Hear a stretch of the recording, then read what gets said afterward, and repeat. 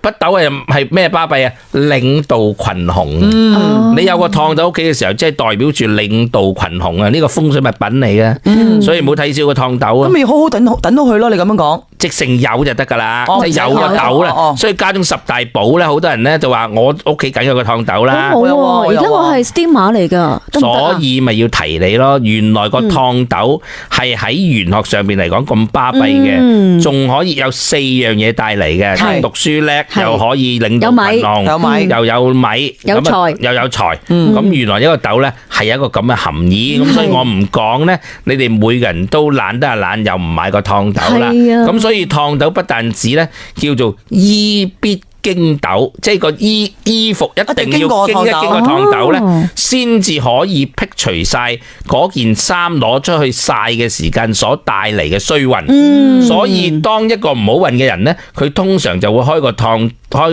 斗，跟住用個熨斗燙衫，一燙到衫咧，佢就好運啦，因為將啲衰運全部趕走嘅。所以熨斗喺我哋玄學裏邊咧，係家中10個寶裏邊係排第一嘅。真係估唔到啊！係啊，你冇佢唔得嘅。所以呢啲嘢你唔聽咧就唔知，知道咗之後得啖笑都好啦。但係你有咗個熨斗咪得咯。係咯，原來個熨斗嘅功能係咁重要嘅，咁重要嘅。咁呢個咧就係熨斗，就係家中10個寶裏第一個寶啦。咁啊，有林記聽完之後咧，就即刻要買翻個熨斗啦。節目完咗即刻去買啦，係啦。咁你又做一個實驗咧。當你經常用熨斗同自己燙個衫，或者叫你老公揸個熨斗幫你燙個衫嘅時候咧，你會發現到咧屋企裏邊幸福好多嘅。你留意下。